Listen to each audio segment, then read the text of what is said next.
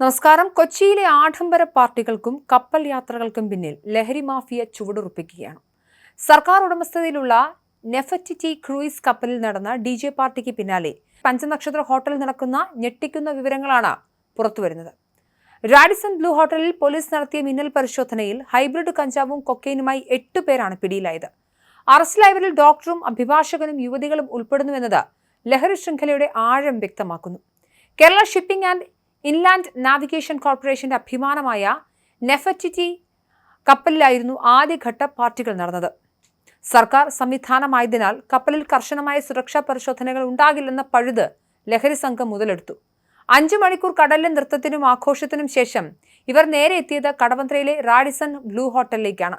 DJ പാർട്ടിയുടെ മറവിൽ ലഹരി കൈമാറ്റം നടത്തിയ ശേഷം സുരക്ഷിതമായി ഒളിത്താവളത്തിലേക്ക് മാറാനായിരുന്നു ഇവരുടെ നീക്കം.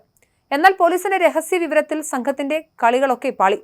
തിരുവനന്തപുരം ശംഖുമുഖം സ്വദേശിയും ഇവന്റ് മാനേജ്മെന്റ് ഉടമയുമായ ഷാജി ഫെർണാണ്ടോ ആണ് ഈ ലഹരി വിരുന്നിന്റെ മുഖ്യകണ്ണി.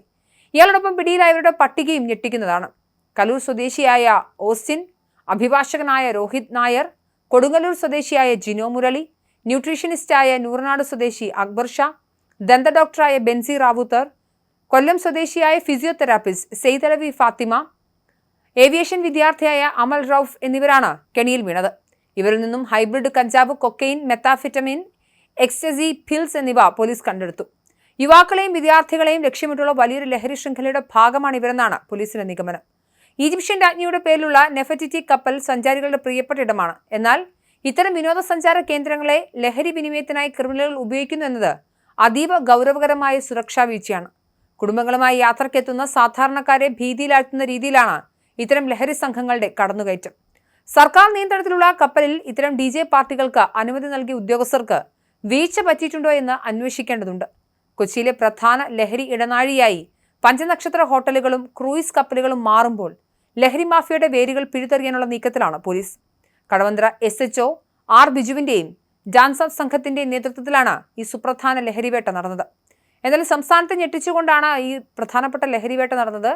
സമൂഹത്തിലെ ഉന്നതരായ പ്രൊഫഷണലുകൾ തന്നെ ഇത്തരം ലഹരി കൊള്ളകളിൽ പെടുക എന്ന് പറയുന്നത് അത്ര നിസ്സാരമായി തള്ളിക്കളയേണ്ട ഒന്നല്ല. സർക്കാർ സംവിധാനത്തിലുള്ള ബോട്ടിൽ നിശാപാർട്ടി ആസ്വദിച്ചതിന് ശേഷം ലഹരി ഉപയോഗത്തിനായാണ് പഞ്ചനക്ഷത്ര ഹോട്ടലിലേക്ക് ഇവർ എത്തിയത്. എന്തായാലും കൃത്യമായ വിവരങ്ങളുടെ അടിസ്ഥാനത്തിൽ കൊച്ചി പോലീസ് നടത്തിയ പരിശോധനയുടെ അടിസ്ഥാനത്തിലാണ് 8 പേരടങ്ങുന്ന ഈ സംഘം പിടിയിലാവുന്നത്. സമൂഹത്തെ മുന്നോട്ട് നയിക്കേണ്ട, മാതൃകയാകേണ്ട ഡോക്ടറും അഭിഭാഷകരുമൊക്കെയായ ആളുകൾ ഇത്തരത്തിലുള്ള ലഹരി കെണികളിൽ പെടുന്നത് വലിയ പ്രതിസന്ധിയാണ്. എന്തായാലും ഇക്കാര്യത്തിൽ കൂടുതൽ അന്വേഷണം, ആരാണ് ഇവർക്ക് ലഹരി കൊടുത്തത്, എങ്ങനെയാണ് ഇവർ നെറ്റ്വർക്കിന്റെ ഭാഗമായത് തുടങ്ങിയിട്ടുള്ള കാര്യങ്ങൾ അതിവിശാലമായി പോലീസ് അന്വേഷിക്കുന്നുണ്ട്.